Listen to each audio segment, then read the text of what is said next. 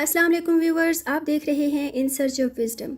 और in search of wisdom पे आज एक बार फिर से हम डिस्कस करने जा रहे हैं इब्न खुल्दून को। इब्न खुल्दून इस्लामी दुनिया का वो नाम है जिन्होंने मुकदमा इब्न खुल्दून जैसा मैग्नम ओपस तख्लीक किया।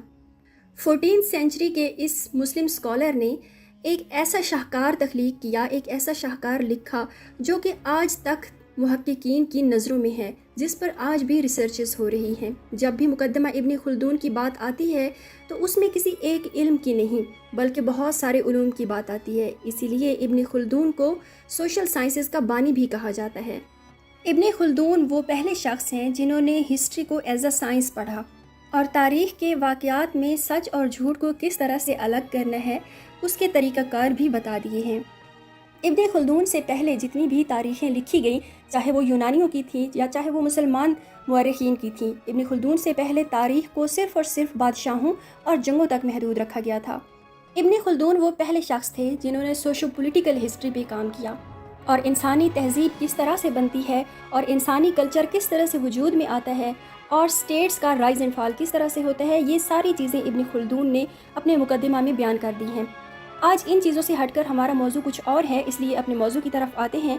हम आज देखने जा रहे हैं कि इब्न खुल्दून ने आबो हवा का असर इंसान पर किस तरह से बयान किया है। इब्न खुल्दून के मुताबिक आबो हवा आपकी तरक्की और आपकी तहज़ीब की नशोनुमा में बड़ा अहम किरदार अदा करती है। इसलिए इब्न खुल्दून के मुकदमा में एक पूरा चैप्टर जियोग्राफी पर मुख्तस है। इब्न खुल्दून ये बताते हैं कि आपकी जियोग्राफिकल लोकेशन और उसकी आबो हवा आप पर किस तरह से असरअंदाज होती है। इब्न खुल्दून की बहुत सारी थेरीज़ में इस थेरी को हम जियोग्राफिकल डिटर्मिनिज्म कहते हैं। इब्न खुल्दून दुनिया को 7 क्लाइमेट जोन्स में तकसीम करते हैं और उनका कहना है कि हर क्लाइमेट जोन के जो इनहेबिटेंट्स हैं उनका लाइफस्टाइल और उनकी जो सोसाइटल स्ट्रक्चर है और उसके अलावा उनकी फ़िज़िकल जो ट्रेड्स हैं, आदात हैं, वो मुख्तलिफ हैं एक दूसरे से। पहला क्लाइमेट जोन उनके मुताबिक एक्वेटोरियल रीजन है, जिसको हम ख़त्ते इस्तिवा उर्दू में बोलते हैं, और ख़त्ते इस्तिवा के इन इलाकों में वो सेंट्रल अफ्रीका और साउथ ईस्ट एशिया को रखते हैं।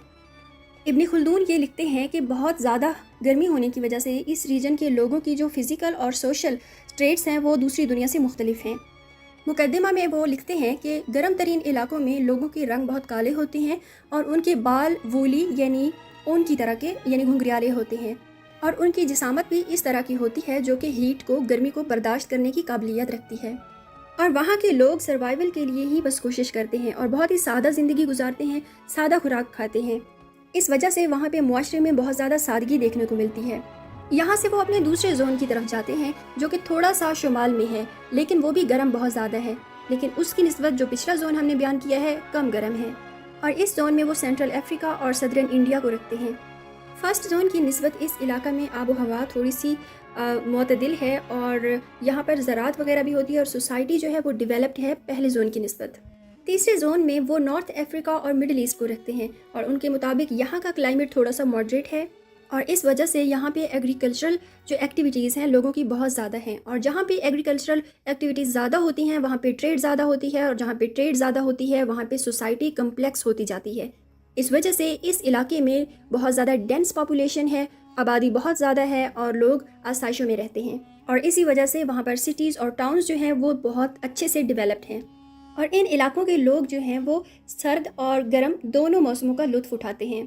और फोर्थ जोन में वो सदर्न यूरोप को और नॉर्दर्न मिडिल ईस्ट और सेंट्रल एशिया को रखते हैं और ये वो इलाके हैं जो इब्न खुल्दून के मुताबिक तहज़ीब की नशोनुमा में सबसे ज़्यादा सूटेबल हैं।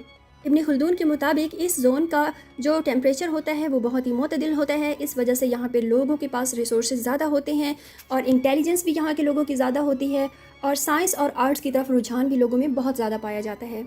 इस जोन की ज़मीनें भी बहुत ज़्यादा ज़रखेज़ होती हैं, इस वजह से ह्यूमन सिविलाइजेशन के लिए सबसे ज़्यादा फेवरेबल जोन यही है।